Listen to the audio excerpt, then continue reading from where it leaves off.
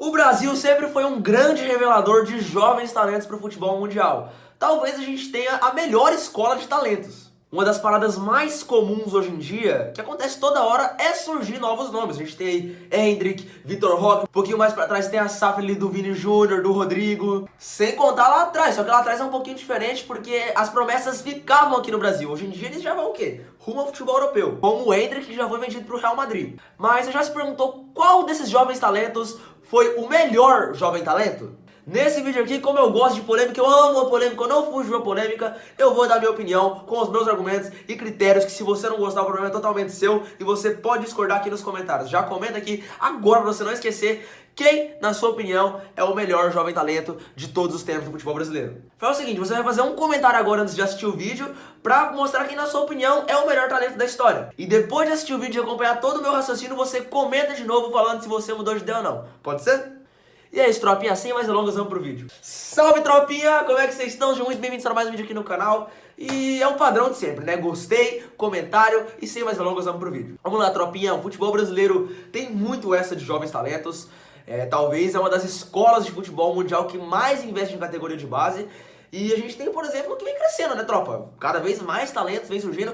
E o que me deixa mais feliz é que esses jogadores da base vêm subindo cada vez mais prontos pro profissional. Então, ou seja, um cara em 2005 que vinha de uma base para um time, ele não estava preparado emocionalmente e nem fisicamente pro futebol profissional. Agora, hoje em dia, o futebol de base é muito semelhante ao futebol profissional. Eu diria até que a intensidade do futebol de base é maior que a do profissional. Até pra gente ter uma molecada muito jovem, os caras aguentam correr mais tempo. Isso vai do físico, né? O físico do jovem é mais bem preparado. E da ambição também, porque quando você é jovem, você acha que tu pode dominar tudo, você quer dominar tudo. O jovem também tem um orgulho, um ego muito grande, então você quer mostrar que você tá ali pra trabalhar, pra fazer o seu melhor. Então, um cara que sobe hoje da base pro profissional, ele chega muito pronto. Vou dar um exemplo aqui pra vocês, na minha opinião, o melhor exemplo, o Vitor Roque. Ele subiu e praticamente não sentiu o profissional, se entrosou muito bem, aos 17 anos já jogou final de Libertadores, tá fazendo uma temporada extraordinária pro Atlético Paranaense. Mas, de todos os jovens que já foram revelados, quem é o melhor? Antes da gente começar a linha de raciocínio, já vou dizendo, não vamos considerar a safra antiga. A gente vai começar a considerar mais ou menos ali pro ano de 2010, que foi quando começou essa onda das promessas mirarem o futebol europeu.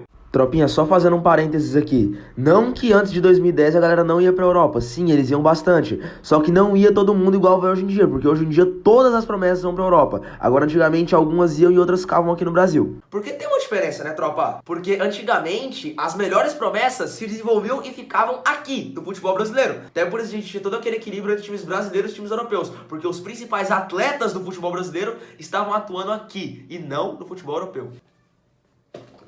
Vou fechar a cortina porque o pôr do sol tá lindo, mas eu preciso gravar, né, tropa? Prioridades. E também por causa daquilo que eu falei, né, tropa? A distinção de épocas. Porque uma coisa é você ser uma jovem promessa nos anos 50, como era o Pelé. Outra coisa é nos anos 2020, como é o Endrick e o Vitor Roque.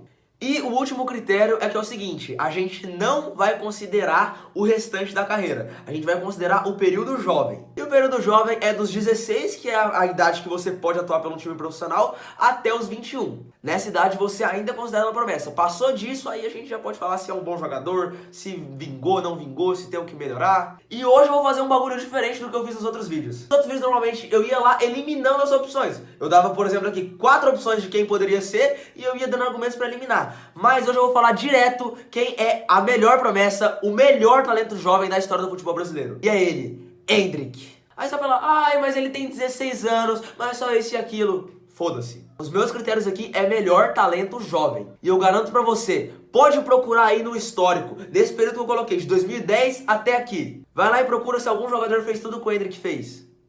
Não fez. Nem pela base, muito menos pelo profissional. O Endrick, ele é um jogador que se desenvolveu nas categorias de base do Palmeiras, tem uma história muito bonita, mas vamos falar de bola agora. Ele é muito fora da curva. Quem assistiu a Copinha 2022 ficou muito encantado com os lances dele, porque, cara, dava pra ver que ele era muito acima da média. O pique dele, a agilidade, a inteligência, a finalização, o físico dele é muito acima dos demais. A gente via ele fazendo lances geniais naquele campeonato. Não só no campeonato, né? Na base inteira. Aquele gol dele de bicicleta contra o Oeste foi algo que, desculpa falar, mas foi puta putaria. Aquilo é putaria, cara. E aí o moleque sobe pro profissional em um momento em que muita gente pensava, inclusive até alguns jornalistas, né, diziam que ele tinha que voltar pro sub-20 do Palmeiras, que ele não estava preparado pro profissional. E até fazia certo sentido, porque o Palmeiras estava muito redondinho na época que o Endrick subiu. O Palmeiras meio que não tinha muito o que mudar, tava todo mundo se encaixando e jogando bem. Mas uma hora o Palmeiras encontrou dificuldade no jogo contra o Atlético Paranaense.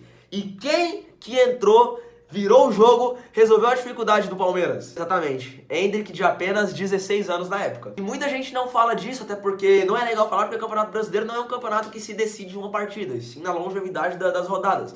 Mas aquele foi o último jogo que o Palmeiras jogou ainda sem ser em decacampeão brasileiro. Foi o último jogo antes do título. Então meio que os gols do Endrick, é forçação de barra falar isso, mas os gols do Endrick concretizaram o título brasileiro do Palmeiras. O Palmeiras fez uma campanha maravilhosa, o título ia vir em algum momento, mas assim, vamos falar de fato. Não tô falando que o Endrick foi crucial. O Palmeiras ia ser campeão de qualquer jeito. Mas o fato é, quem fez os gols antes do título foi o Endrick. E é até meio poético a carreira dele no profissional, porque ele começa a temporada de titular, não faz gols, é muito cobrado, até que o Abel coloca ele na reserva. E ele vai aparecer quando? Justamente na final do Paulistão. O cara marca 2 gols em 2 jogos e aí começa a desencantar, né? Tanto que o Endrick vem fazendo boas partidas. Aí você vai falar, ah, mas o Vitor Roque é muito craque, é muito fora da curva. Concordo, o Vitor Roque é um jogador extremamente diferente, vale uma menção honrosa. Só que assim, tropa, ele não fez o que o Endrick fez pela base. Pode ser até porque o Palmeiras tenha mais mídia com o Atlético Paranaense e as coisas do Vitor Roque não repercutiram tanto. Mas o fato é, eu duvido que o Vitor Roque tenha feito tanto que o Endrick fez pela base.